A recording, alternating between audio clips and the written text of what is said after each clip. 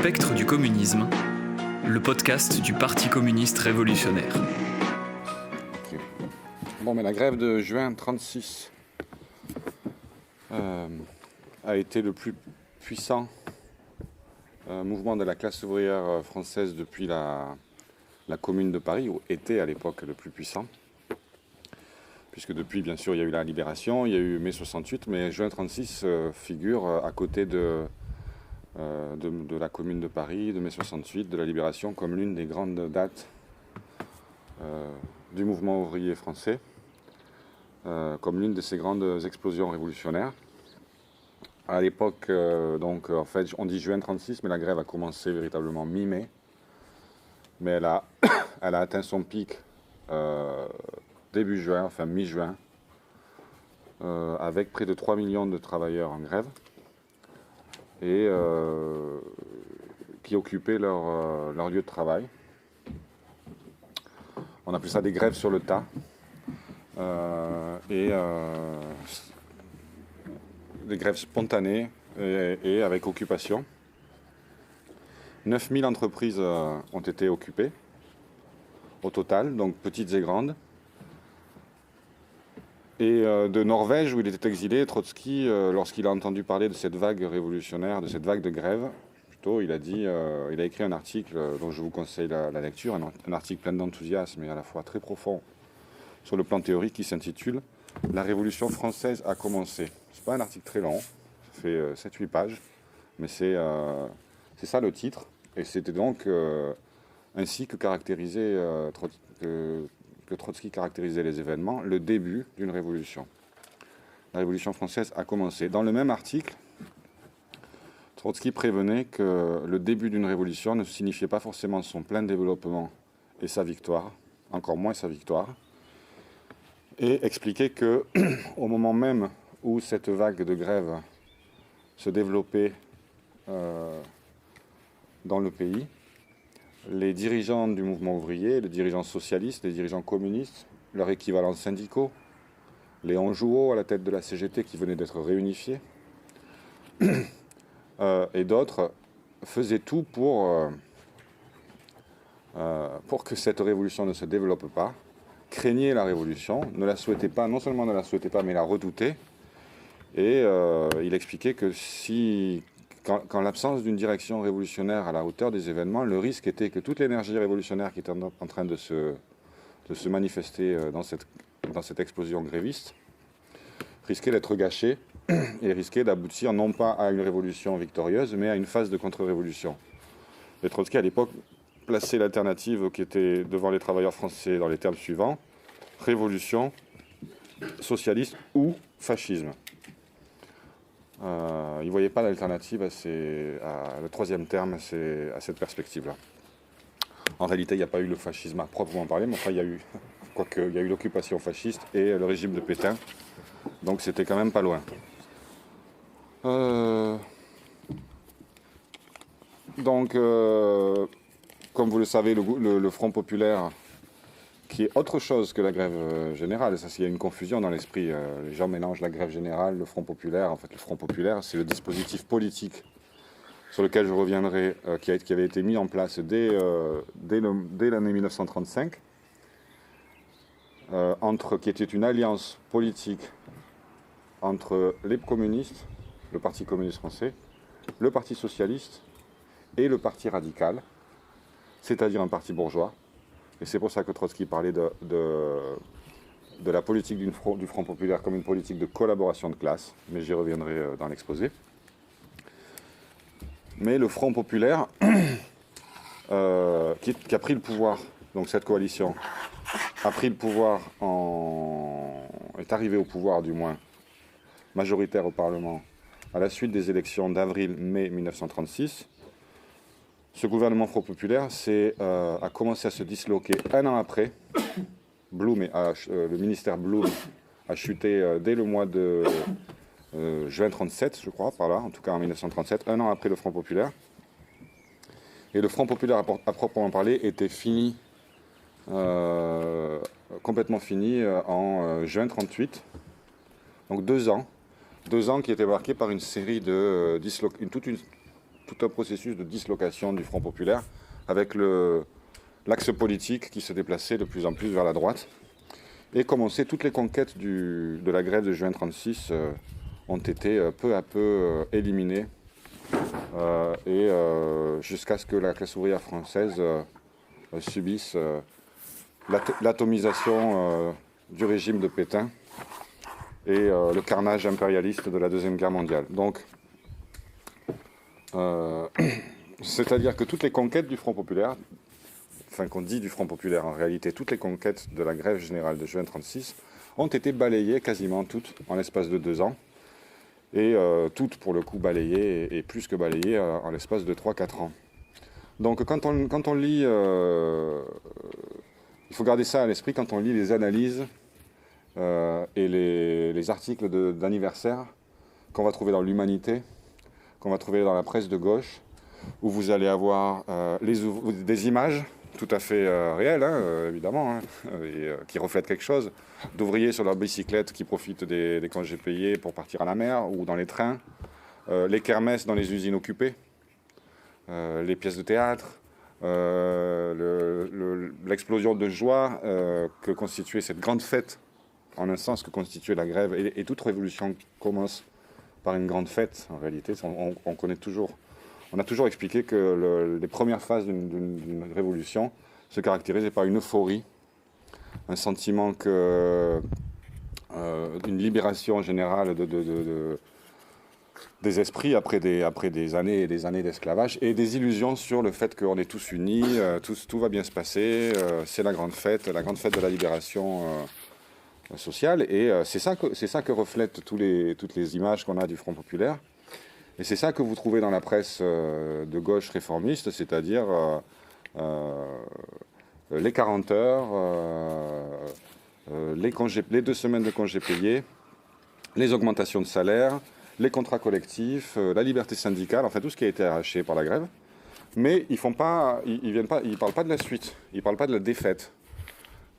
Ou s'ils en parlent, ils l'expliquent pas. Ils trouvent des circonstances X ou Y objectives, etc. Ils n'expliquent pas pourquoi cette grève générale, cette offensive révolutionnaire a été suivie d'une contre-révolution, d'une phase contre-révolutionnaire, et pourquoi toutes les conquêtes ont été perdues. Or, comme marxiste, on doit voir l'ensemble du processus, on doit comprendre l'ensemble du processus, en tirer toutes les leçons, parce que notre objectif à nous, c'est pas d'offrir une parenthèse dans la grisaille de la classe ouvrière, mais c'est sa libération définitive. Donc, je reviens sur les circonstances, les conditions économiques et sociales de la France au début des années 30. Donc, la récession qui s'est ouverte avec la crise boursière en 1929 aux États-Unis, cette récession mondiale, a frappé la France, mais l'a frappé relativement tard par rapport aux autres pays. Pourquoi ? Parce que la France était une puissance impérialiste, relativement arriérée par rapport à d'autres puissances, dont l'appareil industriel était vétuste, sous-développé, comparé à l'Allemagne par exemple, et qui reposait dans une large mesure sur le capital financier, et sur ses colonies. Et qui était moins intégrée que d'autres puissances impérialistes dans le marché mondial, moins dépendante des soubresauts du marché mondial, et par conséquent, ils ont réussi à s'en sortir pendant un certain temps à éviter la crise. Mais la crise a frappé à partir de 1931, et à partir du moment où la crise a frappé la France, alors là, cette fragilité relative de la France, cette arriération du capitalisme français, s'est retournée contre lui, et a donné à la crise un caractère encore plus extrêmement profond. Donc quelques chiffres. En 1933, les exportations avaient chuté de 42% par rapport à 1929. 42% dans les exportations françaises, alors même que les importations, elles, ne baissaient que de 13%. Donc la différence, c'est que ça veut dire que le déficit du commerce extérieur s'est accru de 29%. En 1935, la production industrielle était tombée à 73% de son niveau de 1929, donc plus d'un quart de la production industrielle avait été... voilà, il y avait un quart de moins. Et la classe ouvrière, bien sûr, subissait très sévèrement cette situation. Avec des plans sociaux, ce qu'on connaît aujourd'hui, à une échelle massive, c'est-à-dire des pans entiers des industries qui fermaient les unes après les autres, des effectifs ouvriers qui étaient décimés dans telle ou telle usine. Par exemple, Renault-Billancourt est passé de 30 000 salariés en 1930 à 22 000 en 1933, donc en 3 ans, près d'un tiers de la force de travail de Renault-Billancourt. En Lorraine, dans la sidérurgie, 40% des ouvriers ont été licenciés sur la période, et 30% des ouvriers de la sidérurgie dans le Valenciennois, donc au nord de Paris. Les assurances chômage à l'époque étaient misérables, c'est-à-dire que comparé à ce qu'il y a aujourd'hui, c'était pire encore. C'était en dessous du RSA, si vous voulez, même pour les gens qui avaient travaillé. C'est-à-dire qu'il n'y avait pas encore le système comme ça, comme aujourd'hui, avec pendant 2 ans, indemnisation, etc. Donc les gens étaient vraiment tombés dans la misère. Vous aviez donc les soupes populaires, vous aviez la solidarité familiale, vous aviez tout ce que vous voulez, mais il n'y avait pas de système d'assurance chômage. Comparable à ce qu'on a aujourd'hui, qui est déjà pas génial. Le chômage partiel, quelque chose que les Italiens connaissent bien dans la métallurgie, c'est-à-dire, c'était la contradiction de l'époque, c'est-à-dire que les travailleurs ils revendiquaient les 40 heures, mais ils revendiquaient aussi du travail, parce que quand vous n'aviez pas 40 heures, mais quand vous travailliez pas 48 heures, ce qui était le temps de travail légal, mais que on vous faisait travailler 40 ou 35 heures, vous étiez payé 40 ou 35 heures. C'est-à-dire que vous aviez même plus vous aviez un salaire amputé d'autant.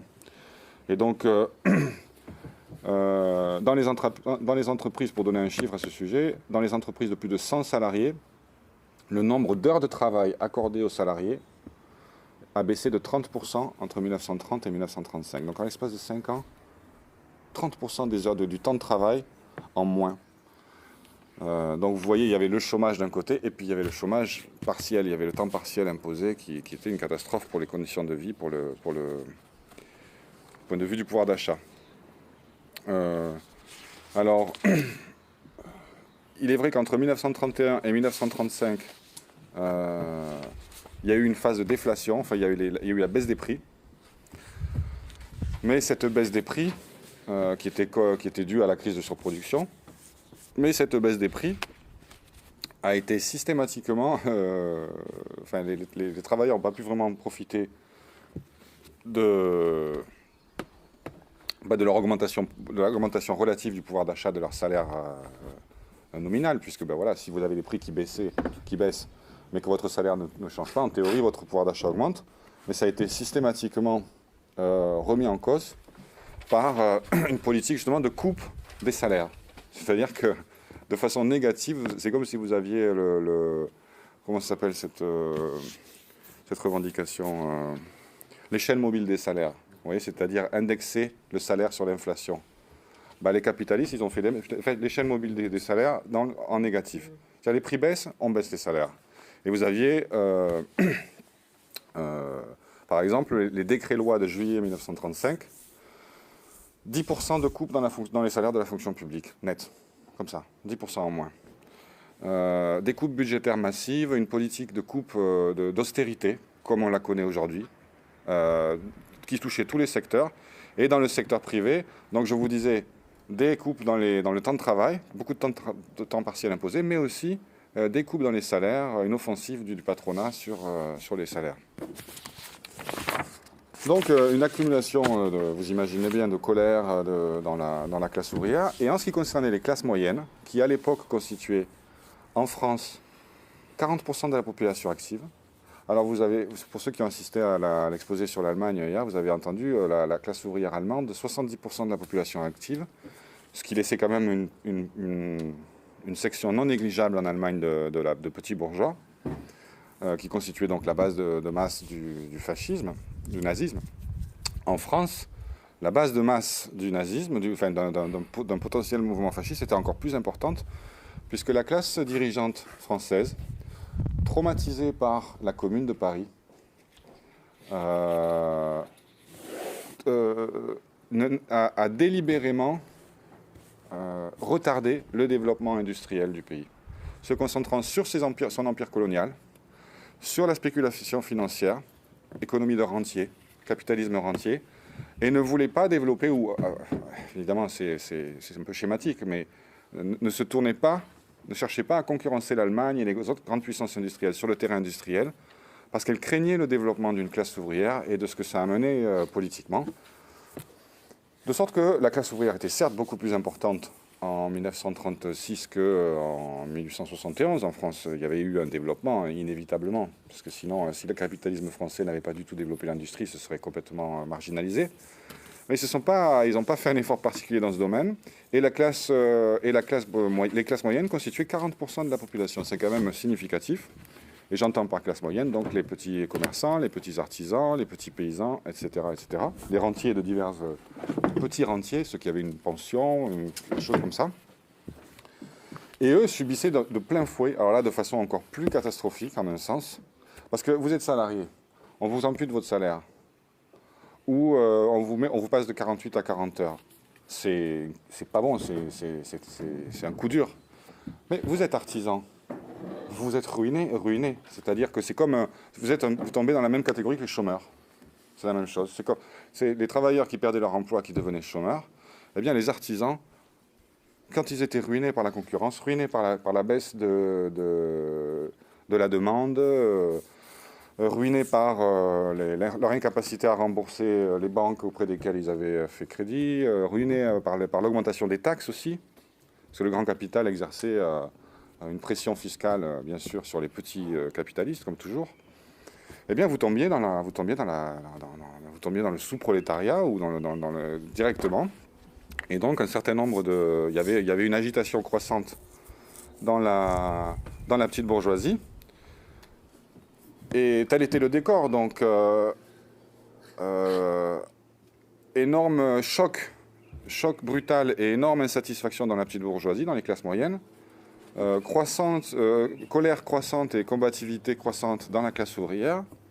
Et donc, les conditions objectives d'une crise économique, crise sociale, les conditions objectives d'une révolution, dont Trotsky anticipait l'inéluctabilité dès 1934 dans un de ses ouvrages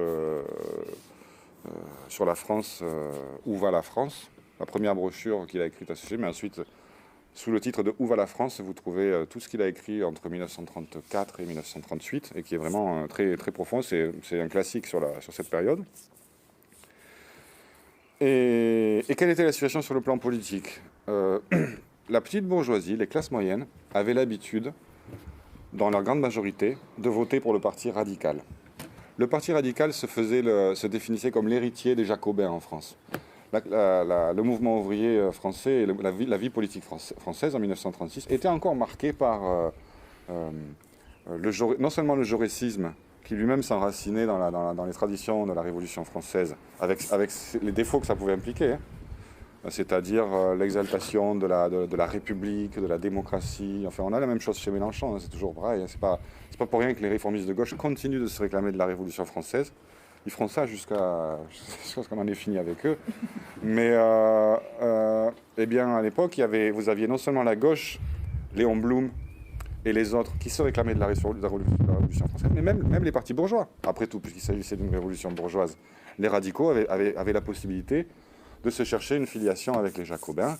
Et donc, ils se disaient le parti des paysans, le parti du petit peuple, le parti des modestes, etc., contre les grands, etc.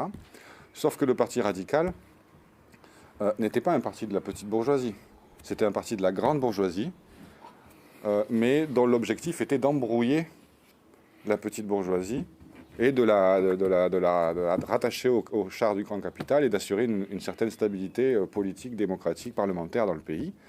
Trotsky disait c'était le parti radical, c'est le parti de l'exploitation politique des classes moyennes. Ce n'est pas le parti des classes moyennes. Les gens comme Daladier, Herriot et compagnie, les dirigeants du parti radical, n'étaient pas des gens qui cherchaient à favoriser les intérêts des classes moyennes contre le grand capital, mais au contraire, c'était les gardiens de l'ordre capitaliste, mais avec un discours démagogique à l'attention des classes moyennes. Donc ça, c'était avant la crise. Et pendant des années, les radicaux et les dirigeants socialistes gouvernaient ensemble. Très souvent, l'aile droite du Parti socialiste gouvernait avec les radicaux, qui étaient le plus puissant parti sur le plan parlementaire en France. Et c'est ce qu'on appelait le millerandisme. Par exemple, vous aviez un dirigeant à la fin du 19e siècle, vous aviez un dirigeant du Parti socialiste en France, l'aile droite, Millerand, qui entrait dans des gouvernements radicaux. Alors, mais sur la base d'une phase de croissance de l'économie, c'était une forme extrême de réformisme, en fait. C'était...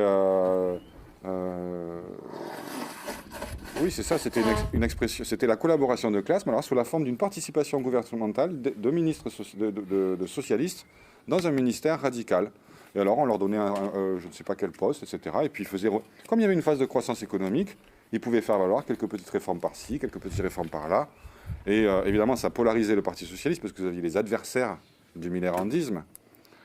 Mais tout ceci continuait quand même, jusqu'à la Première Guerre mondiale, où, comme vous le savez, le Parti socialiste a carrément participé au gouvernement d'union sacrée. Et alors là, aile gauche, aile droite, Jules Guesde, tout le monde y est allé, sauf une toute petite minorité à la base du Parti socialiste, autour de Monat, Rosmer, etc. Mais la grande majorité de tous les dirigeants ont participé à l'union sacrée. Et le Parti radical constituait en quelque sorte l'axe central de toute la vie politique française. C'est-à-dire, un coup, il y avait des coalitions de gauche, le Parti radical faisait des coalitions avec la gauche, ou alors le Parti radical faisait des coalitions avec la droite. Et vous aviez au sein du Parti radical une division du travail, avec Daladier qui constituait l'aile gauche, qui discutait avec le mouvement ouvrier, et puis Herriot qui constituait le centre, et puis les autres, je crois Chotan en faisait partie, je ne sais plus qui, enfin l'aile droite du Parti radical discutait avec les partis bourgeois, et tout ceci s'arrangeait dans des coalitions, un coup vers la gauche, un coup vers la droite. Et évidemment, tout ceci n'était possible qu'en phase de relative stabilité politique et de croissance économique. La crise brise cette dynamique. Et la question qui est posée, c'est celle de l'avenir du Parti radical. Parce que la crise violente qui s'abat sur les classes moyennes et l'incapacité du Parti radical à trouver une solution à cette crise, puisqu'encore une fois, les dirigeants radicaux n'étaient pas les représentants politiques de la petite bourgeoisie, mais du grand capital, donc n'avaient aucune intention, aucune solution pour la petite bourgeoisie. Ça signifiait qu'inévitablement, la petite bourgeoisie française allait déserter le Parti radical. La question était au profit de qui? Est-ce que ce serait au profit des fascistes, dont la puissance, l'organisation, l'influence commençaient à se développer, sous la direction d'un type qui s'appelait par exemple le colonel Larocque, qui animait les Croix de Feu.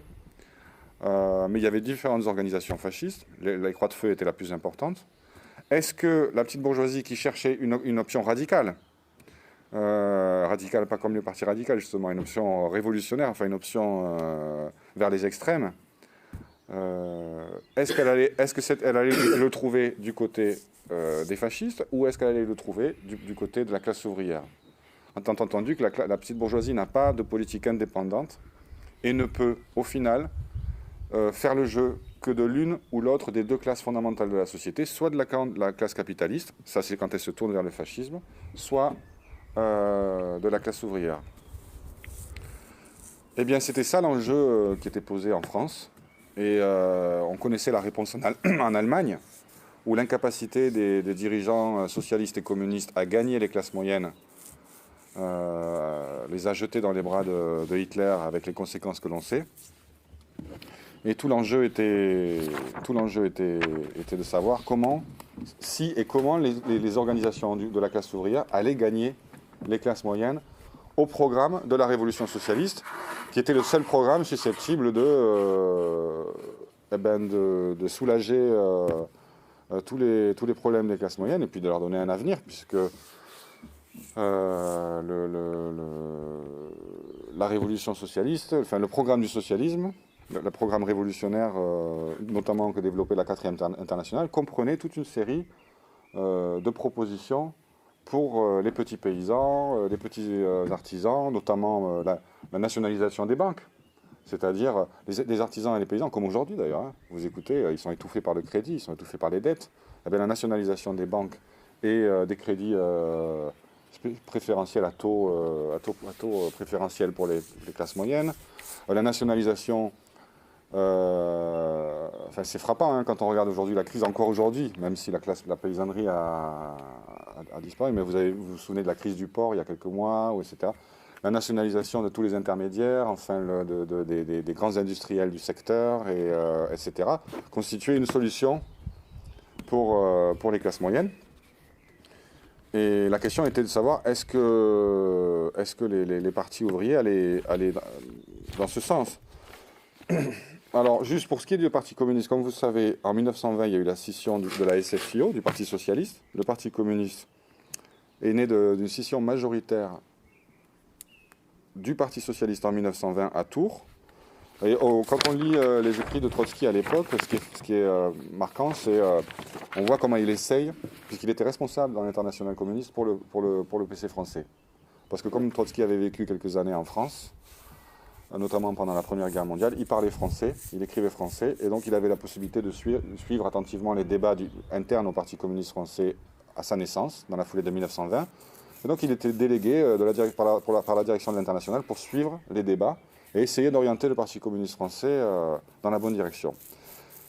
Et bien sûr que le Parti communiste français, sorti des flancs de la social-démocratie, qui avait capitulé pendant la Première Guerre mondiale, etc., n'était pas, dans sa direction en particulier, à 100% sur des lignes bolcheviques révolutionnaires. Vous aviez des francs-maçons en pagaille.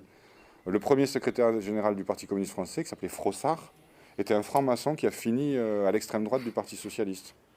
Là, vous aviez des gens comme Marcel Cachin, qui avait été un pacifiste et un capitulard pendant la Première Guerre mondiale, et qui deviendra la pire des crapules stalinistes, soit dit en passant, les Paul Vaillant-Couturier, etc. Et donc, on voit les efforts de Trotsky, de l'Internationale communiste et d'autres pour purger le Parti communiste au sommet de ses éléments les plus droitiers. D'ailleurs, Frossard sera poussé à la démission sous cette pression.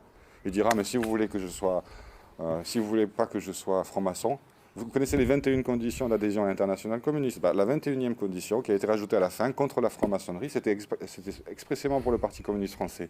Parce que quand ils ont entendu dire qu'il y avait des francs-maçons à la tête du PCF, ils ont dit on va mettre une condition de plus. Et Frossard a été mis devant l'alternative. Si tu veux être franc-maçon, tu es franc-maçon, mais tu quittes le Parti communiste français, ou inversement. Et il a dit, je me casse, je vais au Parti socialiste. Très bien, au revoir.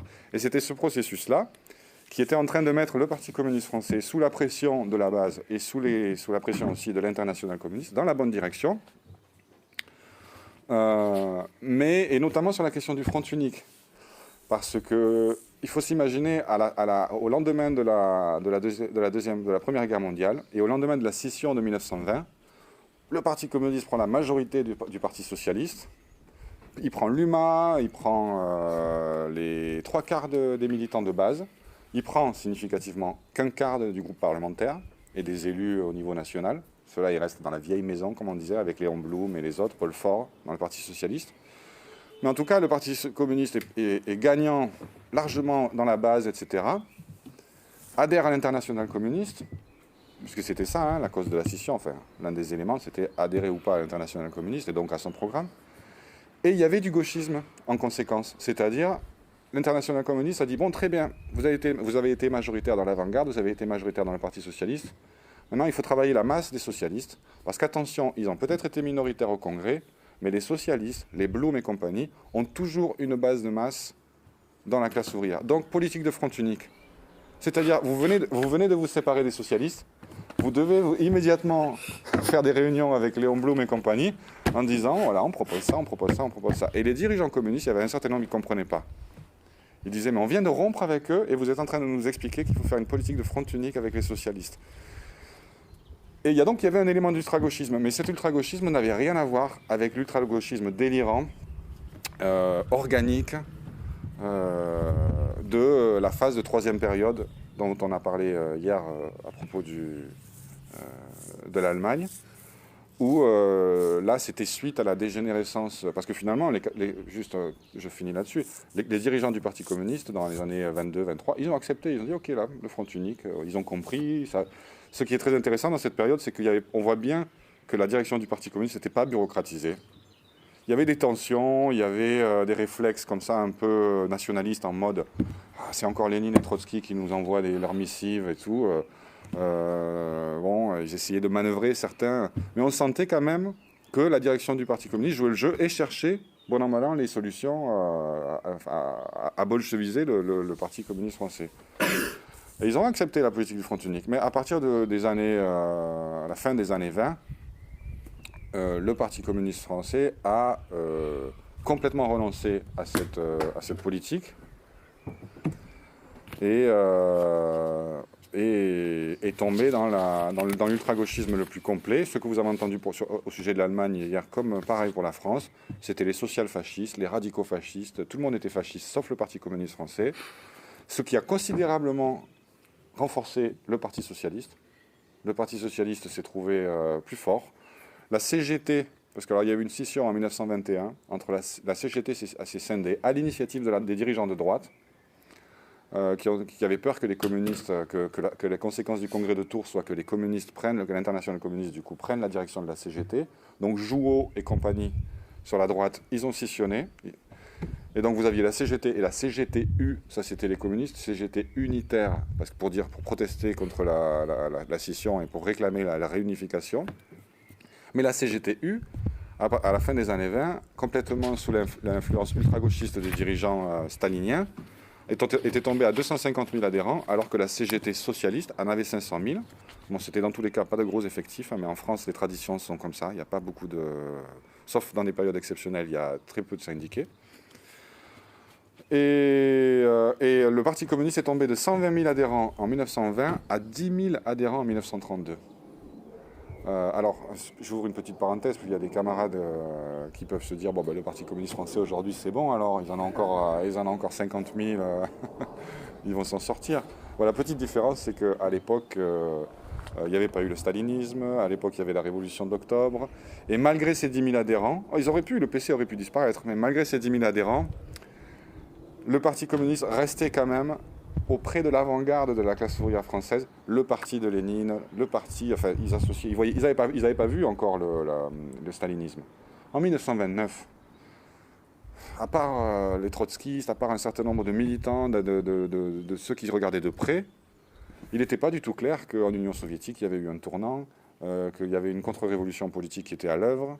Ils avaient entendu, certes, que Trotsky avait été exclu, quand elle avait été exclue, et même dans le Parti communiste français, il y a eu toute une série d'exclusions, bien sûr, à la fin des années 20, pour que le parti tombe sous la main des staliniens. Mais bon, Zinoviev, Kamenev étaient toujours là, c'était pas clair du tout ce qui se passait.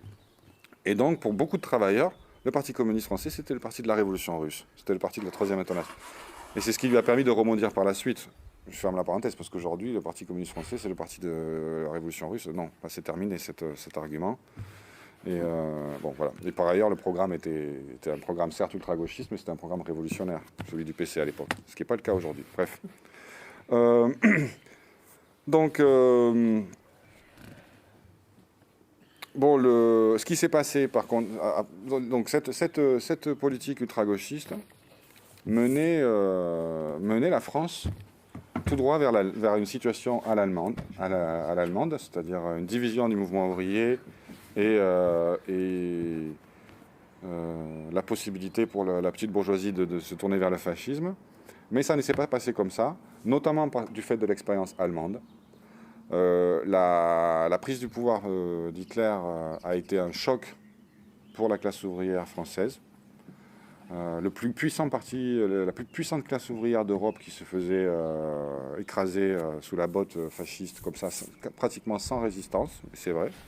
On a expliqué pourquoi hier pour ceux qui étaient là. Et donc, il y a eu ce choc-là. Et la question de où allaient partir les radicaux n'était pas encore scellée, l'électorat radical.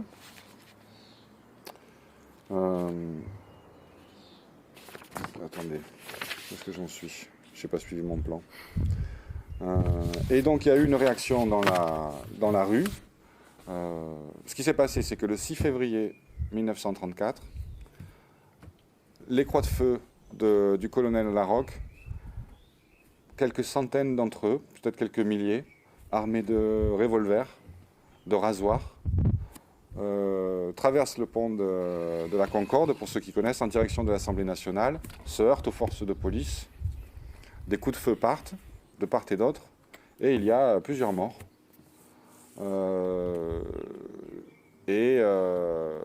Cette pression, ce coup de pression, qui vient bien évidemment d'une partie de la classe dirigeante, hein, c'est-à-dire que la classe dirigeante était mécontente du gouvernement radical, qui traînait des pieds pour faire des contre-réformes, qui essayait il temporisait. La classe dirigeante met un coup de pression par cette manifestation fasciste. Le gouvernement de l'époque de Daladier, qui était l'aile gauche du parti radical, tombe.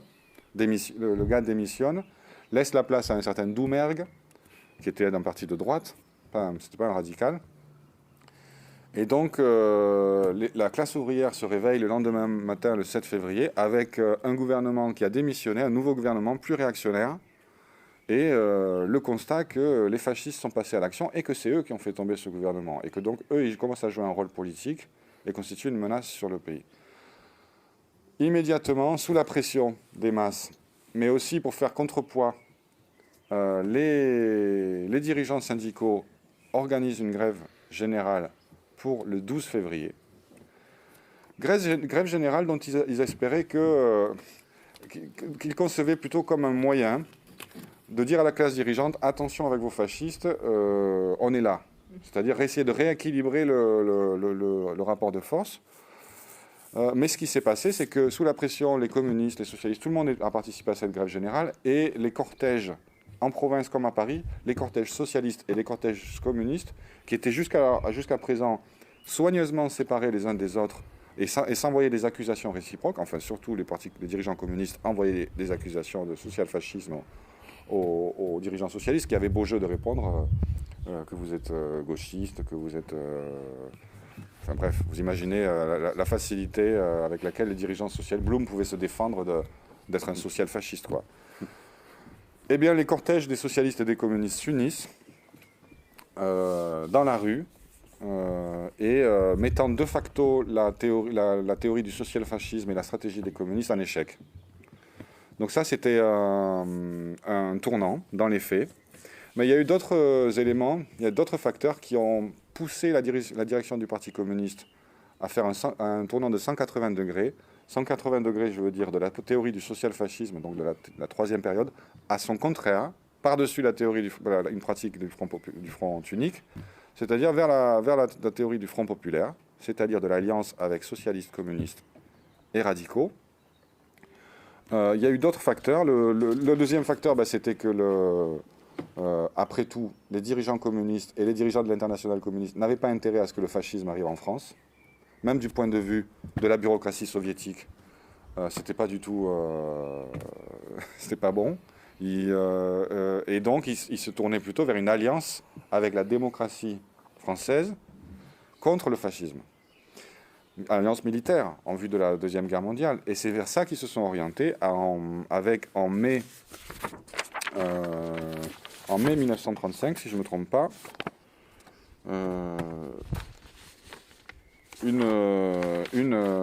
un accord, l'accord franco-soviétique du 2 mai 1935, où Pierre Laval, qui était, je crois, Premier ministre ou ministre des Affaires étrangères, je ne sais pas, enfin en tout cas Laval, un mec de droite, Premier ministre à l'époque, Premier ministre, il est allé à Moscou et a négocié avec Staline l'accord militaire avec franco-soviétique.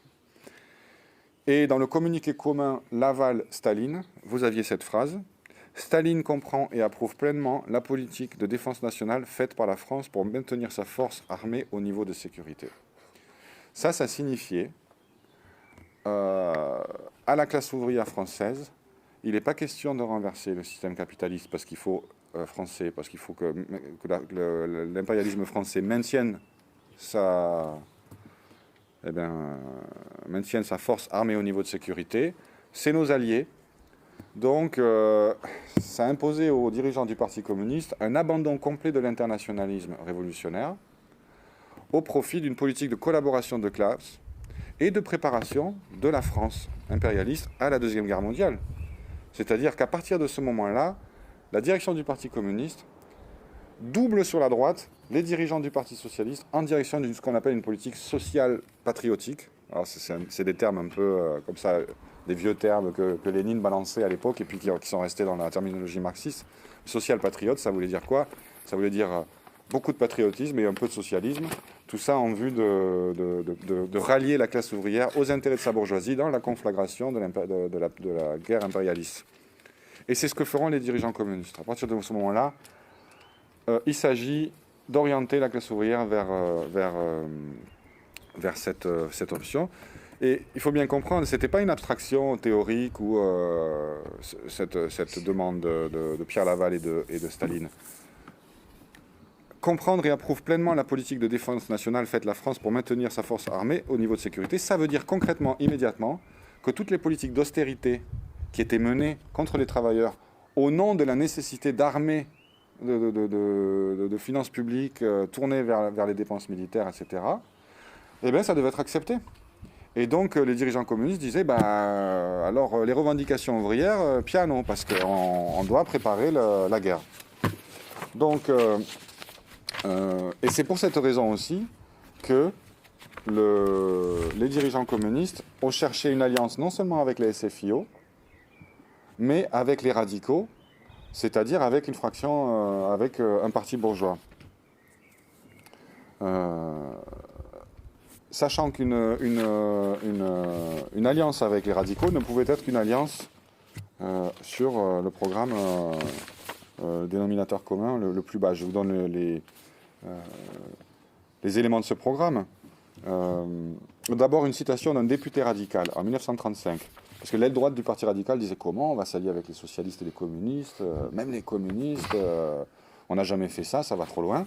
Et il y avait un député radical qui disait les socialistes et les communistes viennent à nous, font toute la longueur du chemin, c'est-à-dire renoncent à tout leur programme de gauche, ne nous demandent pas d'autre garantie que la défense de la République, sous-entendu l'union sacrée contre les Allemands, voilà, la défense de la République, ne nous demandent pas d'autre garantie que la défense de la République, et nous refuserions la main qui nous est tendue.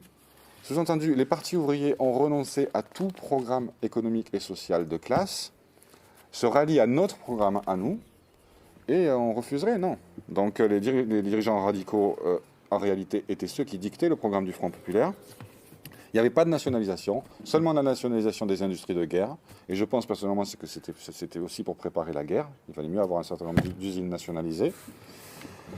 Mais aucune autre nationalisation. Et d'ailleurs, sur l'insistance des dirigeants du PC, c'est-à-dire à l'époque, les dirigeants du Parti socialiste se sont fait doubler vers la gauche, comme ça, vers la droite par les partis communistes à toute vitesse. Ils en étaient même un peu étonnés, surpris et inquiets au début. Ils disaient c'est des manœuvres, c'est quoi?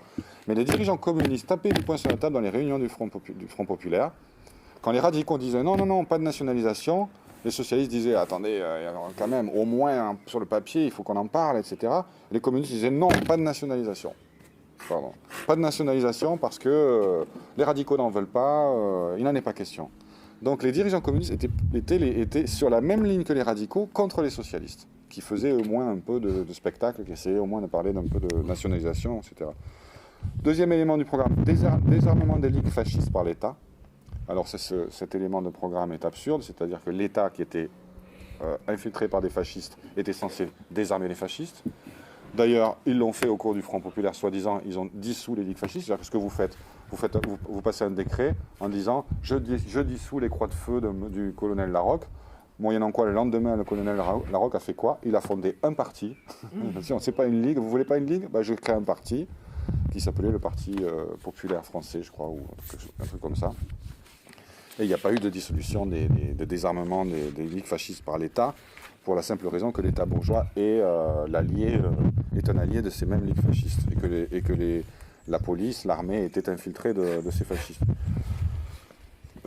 Des déclarations du genre « Constitution d'une commission d'enquête parlementaire sur la situation des territoires coloniaux ». Donc ça faisait partie du programme du Front populaire. Il y avait la France avait de nombreuses colonies, comme vous le savez, et une commission d'enquête parlementaire. D'ailleurs, elle a été constituée plus tard, cette enquête parlementaire. Elle est allée uniquement au Maroc, je crois, ou je ne sais plus, en Syrie ou au Maroc. Enfin, elle a été dans un seul pays. Elle n'a produit absolument aucun document qui a eu quelque influence que ce soit. C'est-à-dire, en gros, ça voulait dire, en ce qui concerne les colonies, on ne touche à rien. Voilà. La guerre, une réduction graduelle des armements, à condition que les autres fassent de même, sous la houlesse de la SDN. C'est-à-dire, on désarmera si Hitler désarme. Bon, Hitler n'a pas désarmé. Au contraire, il était dans une politique de réarmement massive. Et donc, sous ce prétexte, les radicaux et les socialistes et les communistes ont appuyé une augmentation du budget pendant l'époque du Front populaire. Jusqu'à la fin, c'était 35% du budget national était consacré à l'armée, aux dépenses militaires. Bref, en fait, un programme dont le contenu de classe n'était pas du tout un programme de gauche, mais un programme conforme aux intérêts de la bourgeoisie. Malgré ces erreurs, malgré toutes ces capitulations, les élections d'avril 1936 donnent le Parti communiste français à 1,5 million de voix, double son nombre de voix par rapport à 1932. Le PS stagne malgré la scission de droite des néo-socialistes 2 ans plus tôt. Les néo-socialistes sont ceux qui voulaient absolument... c'était l'aile droite du PS, qui voulaient continuer systématiquement les alliances avec les radicaux, mais avant le Front populaire. Et qui d'ailleurs ont rejoint, c'était assez amusant, ils ont rejoint le Front populaire. Donc la scission, en fait, dans les faits, elle était annulée, puisqu'ils ont participé au Front populaire, les néo-socialistes. Les radicaux perdaient 500 000 voix, ce qui confirmait l'idée qu'en fait la petite bourgeoisie était en train de quitter le parti radical pour chercher une alternative. 500 000 voix en moins pour les radicaux. Et encore, ils auraient fait encore moins bien s'ils n'avaient pas reçu l'aide, la caution, le soutien de partis de gauche, du PS et du PCF. Si jamais le PS et le PCF avaient fait campagne commune, pas forcément une liste commune, mais en tout cas une campagne commune avec des désistements réciproques, enfin contre la droite, contre les radicaux, aux élections, ils auraient eu beaucoup plus de voix et ils auraient ramené les radicaux encore plus bas au Parlement. Mais ils les ont aidés. C'est-à-dire que vous imaginez, il y a eu au deuxième tour de ces élections législatives, il y a eu des désistements du Parti communiste ou du Parti socialiste au profit des radicaux, donc d'un parti bourgeois. Il est arrivé en tête, le radical. Vous avez PS et PC qui ont fait un score qui, en cumul, est bien supérieur au parti radical, mais le PS et le PC se désistent au profit du Parti radical parce qu'il est dans le Front populaire. Donc c'était absurde. Ils auraient pu avoir, le PC et le PS auraient pu avoir l'Assemblée nationale à eux, sans ça. Bref. Et Blum arrive en tête, le Parti socialiste arrive en tête, il prend l'Assemblée nationale, il prend le gouvernement, la tête du gouvernement, puisque c'est le premier groupe parlementaire, et il ne veut pas prendre de suite, il veut pas entrer de suite en fonction, il attend 1 mois, le délai constitutionnel prévu, parce qu'il voulait faire comprendre qu'on n'allait pas vers une révolution. Simplement, la grève se développe entre-temps. Une grève massive qui commence mi-mai, spontanément, sans qu'aucune consigne syndicale n'était donnée. Dans la métallurgie d'abord, puis dans le textile et la chimie. Et elle se développe dans pratiquement tous les secteurs, sauf dans la fonction publique, dont les dirigeants syndicaux ont tout fait pour qu'elle ne démarre pas. Avec près de 3 millions de grévistes, et l'apogée le 9 et 11 juin. Et comme en mai 68, c'est impressionnant quand on étudie juin 66, les analogies avec mai 68. C'est la même chose, en plus petit si vous voulez. Mai 68 est comme une sorte de juin 36 multiplié par 10 sur tous les plans. Et exactement comme en mai 68, très vite, en l'espace d'une semaine, vous avez le patronat, le gouvernement et les dirigeants syndicaux qui se réunissent et qui obtiennent la bourgeoisie veut bien lâcher, ayant peur de tout perdre. Elle veut bien lâcher des avancées sociales substantielles, les 40 heures en l'occurrence, les accords de Matignon du 7 juin, les 40 heures, les congés payés, les 2 semaines de congés payés, 7 à 15% d'augmentation de salaire selon les catégories de travailleurs. Les contrats collectifs, c'est-à-dire les conventions collectives, et la liberté syndicale dans l'entreprise et d'autres éléments comme ça. Mais le lendemain, comme en mai 68, où les accords de Grenelle ont été rejetés par les travailleurs et où la grève a continué, eh bien, au lendemain des accords de Matignon, les délégués de la métallurgie parisienne, qui sont vraiment le bataillon principal, rejettent les accords de Matignon, disent c'est pas assez. La grève se poursuit, et non seulement elle se poursuit, mais elle se développe à des secteurs, à de nouveaux secteurs dans la foulée des accords de Matignon. Les mines, les bâtiments, l'alimentation, les employés des assurances, les cafés, les théâtres, les grands magasins. Et le reflux ne commence qu'à partir du 12 juin, sous la pression des dirigeants syndicaux et en l'absence de perspective.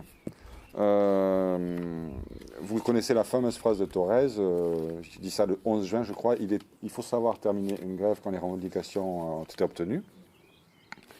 Et leur idée, c'était pas de situation révolutionnaire, on ne peut pas prendre le pouvoir, c'est des revendications catégorielles, il faut maintenir, soyez patients, le Front populaire va régler vos problèmes, laissez le gouvernement, parce que vous imaginez la situation, c'était assez énorme. Blum, le jour où Blum arrive à Matignon, arrive au pouvoir formellement, puisqu'il avait voulu se donner un délai d'1 mois, le jour où il arrive à Matignon, il a rendez-vous avec le patronat et il signe les accords de Matignon. C'est-à-dire qu'il arrive au pouvoir dans une situation révolutionnaire, dans une crise révolutionnaire. Et donc tous les dirigeants communistes, socialistes, ils disent aux travailleurs, mais attendez, mais laissez-nous gouverner. Qu'est-ce que vous faites en grève? On vient à peine d'arriver, vous êtes déjà tous en grève.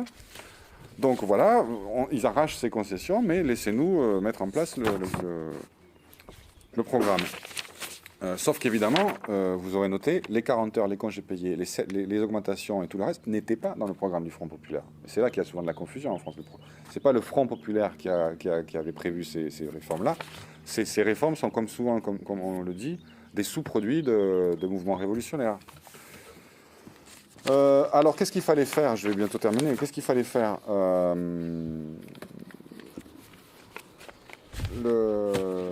Ce qu'il aurait fallu faire si le Parti communiste avait été un parti révolutionnaire, ce qu'il aurait fait, si ses dirigeants avaient été révolutionnaires, c'est que les comités d'usine, les comités de grève qui se sont constitués pendant la grève de juin 1936 auraient dû, le Parti communiste aurait dû appeler à leur extension, à leur développement, à leur liaison au niveau local, national, pour constituer un réseau de comités d'action, de soviets, en quelque sorte. N'oublions pas, les soviets, à l'origine, c'était des comités de grève, qui ont juste acquis un rôle politique dans le processus révolutionnaire.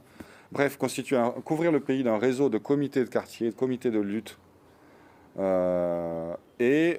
avec un système de délégation locale et nationale, qui aurait constitué l'embryon de l'État ouvrier, et qui aurait pu balayer d'un revers de main l'Assemblée nationale, les institutions bourgeoises, et organiser la prise du pouvoir effective par la classe ouvrière. Mais ça supposait d'avancer des mots d'ordre dans ce sens, et ça supposait d'avancer le mot d'ordre de la conquête du pouvoir. Que l'idée, c'était pas simplement on fait grève, on occupe les usines en attendant d'obtenir des concessions salariales et des réformes. Non, c'était d'orienter ce mouvement vers le pouvoir, et ce mouvement s'orientait intuitivement vers le pouvoir. Trotsky faisait remarquer dans La Révolution française a commencé, dans cet article-là, il faisait remarquer que les travailleurs, de facto, en occupant l'usine, posaient la question de qui est le propriétaire de cette usine.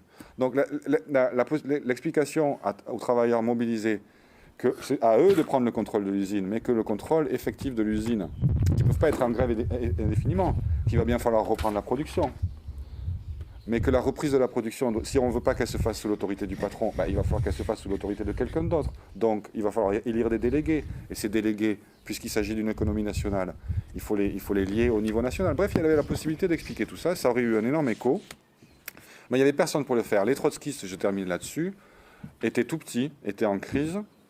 En France, il y avait Trotsky essayait de toutes ses forces d'orienter le parti dans les quelques centaines de militants qu'ils avaient dans la bonne direction.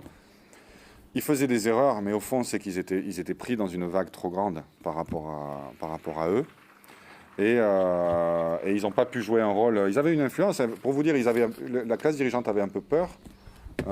Ils ont le premier numéro d'un journal qu'ils avaient sorti qui s'appelait La Lutte ouvrière. Au début de la grève de juin 1936, avec l'article de Trotsky dont je vous ai parlé, dedans, a été saisi. Ça a été saisi sur ordre du gouvernement. Donc ils étaient quand même regardés Ils étaient quand même regardés, surveillés. Ils avaient eu une influence dans la SFIO, ils en étaient sortis, mais ils étaient trop isolés et ils ne pouvaient pas constituer une direction alternative aux directions communistes et socialistes. Et donc pour terminer, qu'est-ce qui s'est passé? Une fois que la vague de grève s'est terminée et que les travailleurs, faute de perspective, ont accepté finalement les accords de Matignon, ont accepté ce qu'on leur disait, à savoir, attendez, le Front populaire va faire votre bonheur, va mettre en place un programme. Ils ont repris le travail. Et au fur et à mesure que le Front populaire ne respectait pas ses promesses, ou plutôt se montrait incapable de résister à la contre-offensive de la bourgeoisie, parce que la bourgeoisie avait lâché quelques réformes, mais avait bien l'intention de les reprendre, notamment par l'inflation. L'inflation, en 2 ans, a complètement bouffé les augmentations de salaire. Les 40 heures ont subi X ou Y contre-amendements qui faisaient qu'elles étaient un peu vidées de leur contenu, etc., etc. Et au final, le Front populaire s'est disloqué en 2 ans.